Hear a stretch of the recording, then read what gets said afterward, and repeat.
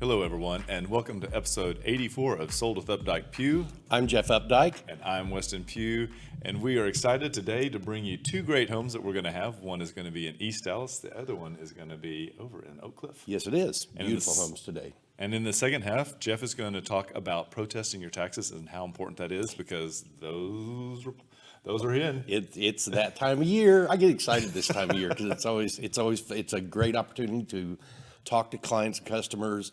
Kind of let them know how the housing values in their neighborhoods have gone. Right. And, a lot of times we're able to provide some really good data for people to protest taxes. And, it might not be that you get the value of your home to come down, but maybe it doesn't go up as fast. And, if it's a home that you live in, there is the cap that is put on it that we'll talk about in the second half that is really, it's really fascinating. It's fascinating how the appraisal district uses that to their advantage. So, well, we will have a lot more about that.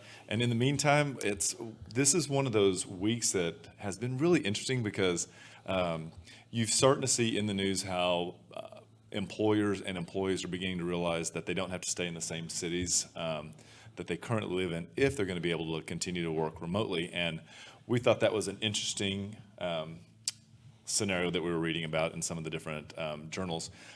But we actually realized that twice this week we have clients that we're now working with that are relocating from New York City. Mm-hmm. And it's been a very interesting, I don't want to call it a phenomenon, mm-hmm. but it is actually happening. And we've had really good dialogue with them. Approval with lenders has already taken place. One has already bought their ticket to come down. And tonight I'm going to actually go live with one of the other buyers just to kind of walk them through one of the actual townhomes. Yep. So it's a very interesting way that things are beginning to, what is going to be the new norm? What are our new consumer behaviors that will last? Mm-hmm. And we're curious about this. It's one of the things that we've been hearing a lot of is that the people that are going through this the stay-at-home part mm-hmm. are now realizing that they might not like where they live as much as they thought they did because they're being forced to stay there all the time. And people that are in condominiums and townhomes and those that have many of the condominium and apartment communities have closed the common areas now. And so they're kind of forced to stay in their home or on their balcony. And a lot of those people are now thinking, hey, maybe it's time to consider moving to the suburban market where I can get a house and get a little patch of land and, have something that I can go out into when I want to barefoot. And that's how we came to the two houses that we're going to preview today. We selected them because they do have unique characteristics that we feel like whether you live there past this, mm-hmm. It has more opportunities, whether it's office or it's the outdoor space, the neighborhood get around. There are elements to this that we thought really did kind of go with what mm-hmm. we're looking at today in today's time buyers. Yeah. So what are you doing to keep sane during this period? So it is interesting. We still, we have, everybody I think has kind of figured out that they have their core that they'll hang out with. You kind of have that unspoken, I'm not doing anything, you're not doing anything kind of relationship. And there are several parks. One is downtown, and then Glencoe Park. And everybody brings their own lawn chairs. Everybody brings their own coolers and their own Yetis. Mm-hmm. No one shares wine openers. No one shares ice. It's just kind of sit in your place 6 feet apart. And then the interesting thing too now is that because of this turn of events, we actually have are able to actually order food from Favor or Grubhub, and they're going to deliver to the parks for us, which is really great. So it's created this way for us to get out and kind of like vent frustrations, get to see each other's face, laugh, and enjoy.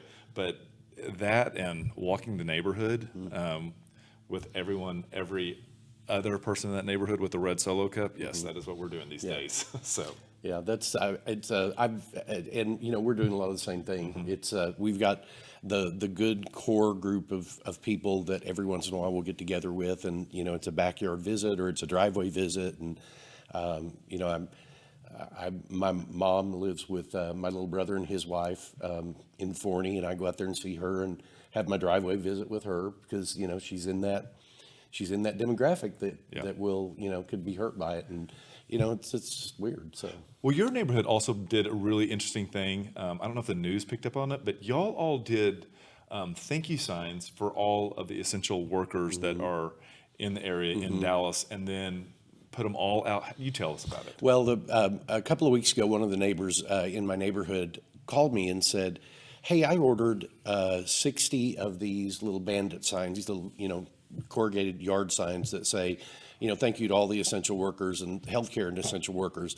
And I'm going to walk up and down the street and offer these to each of the neighbors, and then let's all let's all invite everyone that is in that environment that is an essential worker or a healthcare worker, and let's all have a front yard party for them 6 o'clock on a Sunday evening." And so we went and did that, and every neighbor certainly on my block was standing out in their front yard and out with their lawn chairs and having conversation across the street, and it was really great. And we invited. I think some of our clients actually showed up. Some of our clients showed up. We had several. I have several friends that are doctors and nurses and in that field. That came by, and it was just a really fun event. It was a lot of fun. It's interesting that we're seeing more people come together within their neighborhoods, and I hope that this is what continues, because I think we miss too much of. We cocoon ourselves so well. We have so many work engagements and responsibilities that this has been a really nice time for us to really get out and establish those relationships, even from afar, with our neighbors. Yeah, very true. Very, very true. We'll jump in and let's start this up. Okay, the first house that we're going to go look at today is at 915 Cordova Street, and this is in the Hollywood Santa Monica neighborhood that was one of the original conservation districts in the city of Dallas. This was one that was started in 1989. The neighborhood itself is bound really, really well. North on La Vista, there's a big park and a school right there, and then on the south and kind of the east is East Grand Avenue. Butts up to Samuel Grand Park, is just minutes from White Rock Lake, minutes from I-30. And if you're someone that works in the downtown central business district or anywhere around that, this has got great access into that, because we've got so many of those streets like Live Oak and Gaston and Ross that head right into the downtown market. The other thing too is that because you're so far south in East Dallas, that getting around using 30 is super easy to this. And from this map, you can tell quite clearly the boundaries of this neighborhood by the size of the lots that are right there. Proximity to the bottom of the lake is really great, because that's where a lot of stuff is starting to happen right now.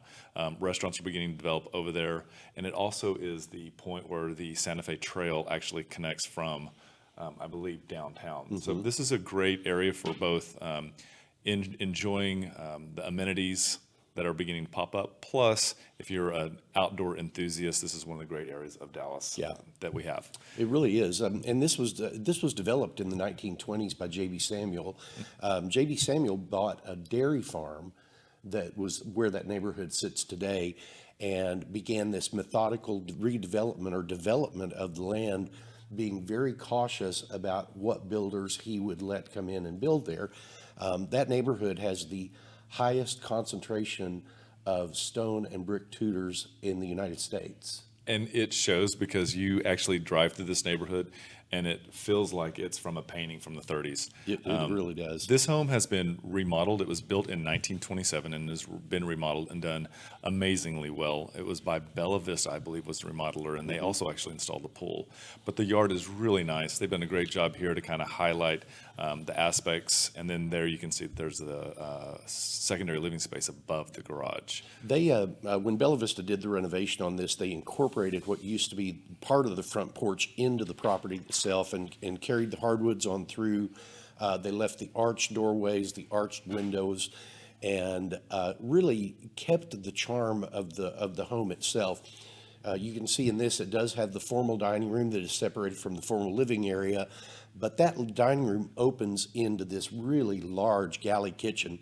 And one of the things that really stands out about this is you see the banquette type seating there on both sides of the kitchen, and it's like it's the room that I'll bet everybody lives in. Absolutely. It's a great entertaining home. And then as they kind of went back and figured out how to work this figuration out, this right here is the first bedroom at the front of the house, and that angle right there is the stairs that actually go up that Bella Vista added in. And then we also have the master down, which is really nice. This right here is an example of is the bathroom between the master and the first bedroom, and that is actually, I believe, a 1930s clawfoot original tub.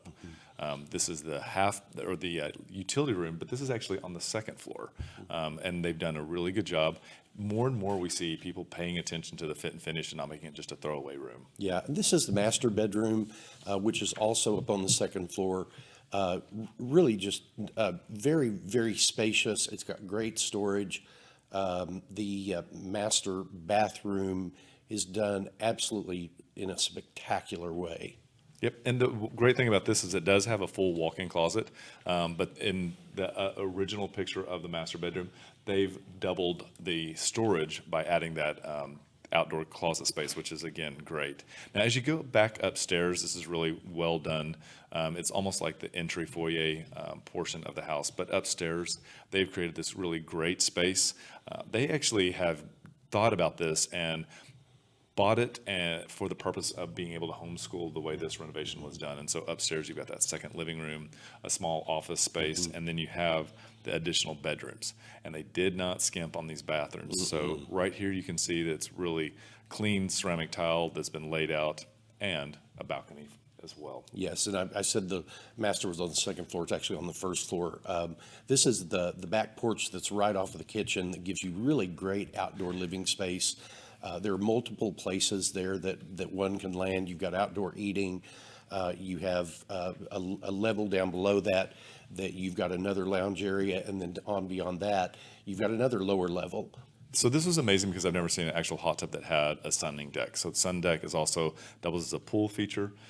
This is, again, we're going to say 915 Cordova Street. It's a 5-bedroom, 3.5 bath, 2-car garage.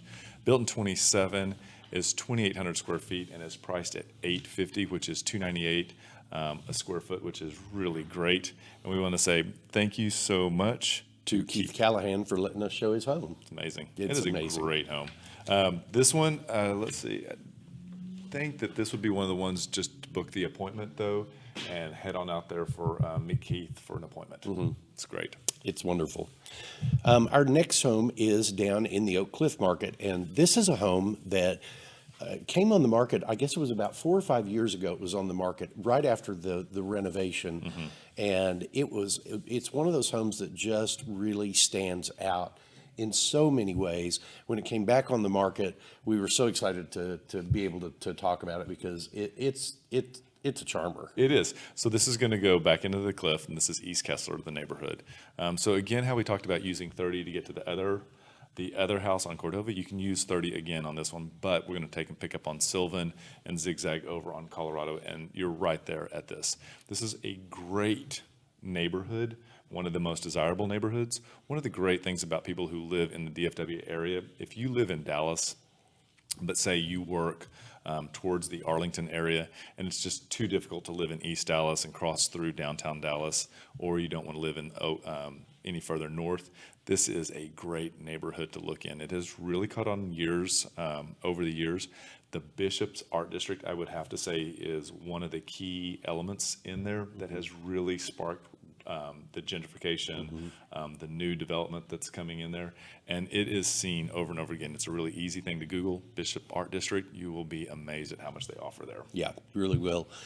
So the 636 West Colorado is a real hill country type modern home that is elevated above the street.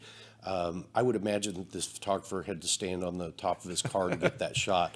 Here's a picture from the front porch looking back down toward Colorado, and you've got all of that really lush natural landscaping that just really complements the property. And once you walk in the front door, if you go immediately to your right, you have this formal that they have set up for dining. One of the great things about this is that it has a unique feature, which is a door, but even more importantly, a fireplace. They've done a really good job of keeping a continuous flow throughout the house. So windows that almost touch all the way to the floor, almost to the ceiling throughout, same size, create a very clean, lined, and effortless look. And you'll see it here again in the colors that they've used in the cabinets, in the texture and the material that they've used in the countertop. It just all seems to flow from the front door and throughout the house. Yeah, and they did the waterfall edge on both sides of this cabinet, which I think really kind of finished that island off well. The windows were done with Pella windows, so they chose quality product throughout. And this is a really large living room. It may not seem that way, but it's because we're not seeing the rest of it behind the blue chairs right there in that original picture. Really high. They actually lifted the ceiling by about a foot or two in this area. And again, the same Pella integrity sliders have been used here as well that open up into the back porch. And the back porch starts right here. And I wasn't sure, but it did look like that might be E-Pay. Right there on that wood, ceiling fans as well. And then we go into the first downstairs bedroom. Yeah, this is on the opposite side of the house from the living room. It does have a full bath attached to it, and it really is a nice sized room, has hardwood floors that flow in, but it's still got all the modern updates that have been done to the house everywhere else. And this is the second bedroom downstairs. And again, easy, clean, and simple. What really just... this homeowner has done a great job of using space properly to make it really flow better. And then upstairs goes into this master, and they've done a really great job. This overlooks the backyard, built-in cabinets, a window box seat. You can see it's large enough that it actually does have space for a couch to be able to view the TV that's on the wall on the right-hand side of that image. And this is the entire second story is the master suite. So you've got this really big room up there that you could use as an office, as a workout room. Big walk-in closet with all of the Container Store custom cabinets or your custom closet equipment that's there. And then upstairs, again, we're with the master bathroom, and it has windows that also look over outside. And they've really done a great job creating a focal point right here with that two side of the limestone, is what I'm going to assume it is, and then also finished out the tub in this exact same thing. And also the utility rooms upstairs. And, you know, that really makes sense because I think most of your laundry is going to be generated up there anyway. So this is, again, utilizing the space really well. And so one of the piece de la resistance of this home is that it has outdoor space, and it has outdoor space in spades. Whoever had this was an amazing green thumb, and this homeowner has continued on with the outdoor space, hammock, seating. There is this space as well that you can use for parking if you would like, or entertaining. There's an little storage on the backside of the outdoor gazebo. Overall, this is one of those amazing places. Yep, and 636 West Colorado Boulevard, a 3-bedroom, 3 full bath, built in 1940, but generously renovated in 2016. 2,400 square feet, priced at $717, and that comes in at $296 a square foot. And we want to say thank you to Kathy Hewitt for letting us talk about her home. Yep. And one of the amazing things that we're able to do with the way that this is actually formatted and sent out to y'all is that if you'll check inside of the comments, you'll be able to see links. And these links will actually take you to the property, give you a little more information about it, and let you go through the images that we showed, plus more, at your own pace. So take a look, click on those, and let us know what you think. So be sure to like, share, and subscribe, and we'll be right back. There are lots of ways to keep up with us. Visit and like our Facebook page to watch us live and get updates about future show topics. Also, visit our Instagram account where you can see the latest homes we have for sale. You can also check out our website at updikepugh.com where you can create customized searches of active and sold homes that you may find of interest. If you'd like to know how much your home is worth, visit homeprice.fyi and you can get a price instantly. Just enter your address and a couple of other pieces of information, and we will email you a price. If you are on the go and podcasts are better for you, our second segments are available on iTunes and Spotify. Last of all, you can reach out to us by phone or text at 214-377-2223. And welcome back to episode 84. It's our second segment today, and we're continuing our series of what to do while staying at home. What to do. Well, it's interesting because in the mail, you probably received your tax valuation. And this is a time when you can protest. And I'm going to start by saying that the current house that I'm selling and the current house that I'm buying, my tax bills came in and they were accurate. So you don't think that this show is automatically, I got to go protest. Mm-hmm. But what we want to emphasize is that you want to at least hold where they are, if not make them go down, because this is that time that they're never going to go down. Mm-hmm. I think in the entire history, well, not the entire history, but when my townhome or that condo building burned down in 2007, the city automatically dropped my price just to the value of the land without me having to do it, which I thought was amazing. So don't think that they're all bad people. Mm-hmm. It's just they're doing their job. Yep. So if it is a situation where you feel like you're being charged on your taxes more than you should be, these are the steps that Jeff's going to kind of go over and share so that you know what to do, because you think it's daunting, but it's really not. It's really not. And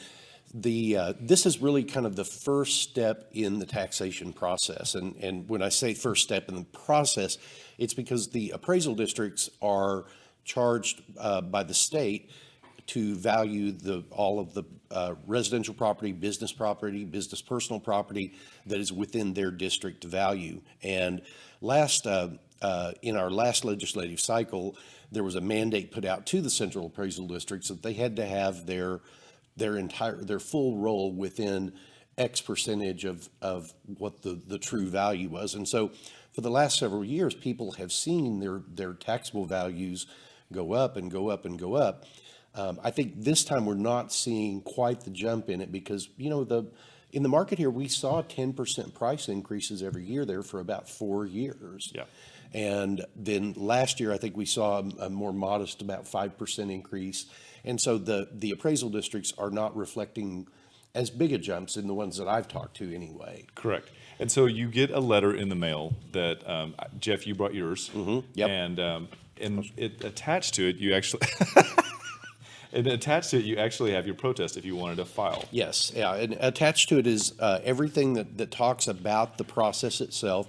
I think that a normal homeowner that's never gone through this process before that starts reading through this can get very intimidated very quickly because it does use a lot of terms that you would not use every day unless you were in the real estate business or involved with taxation. Right. And so what we've done for clients is we've already had Derek and Gwen, we'll get yours out this afternoon, mm-hmm. but we do pull the comps in the area, and then we can run what is called a CMA.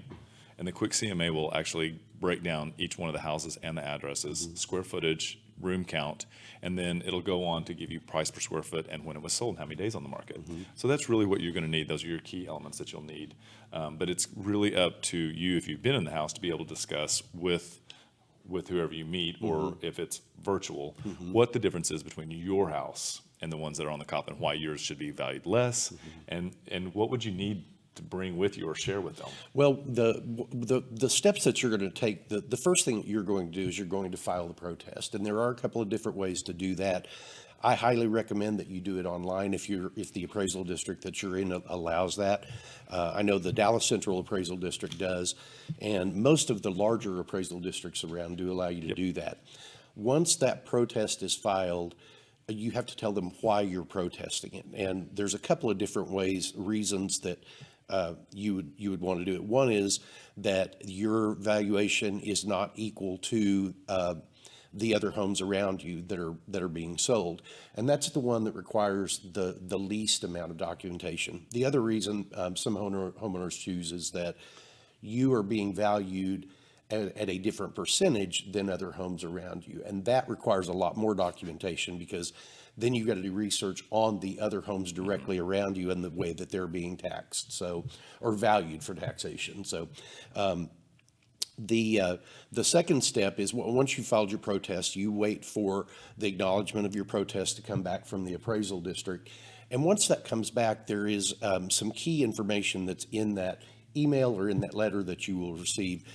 And what it allows you to do is log into your account on the Central Appraisal District website, and you will be able to see what they are using to value your home the way that it is.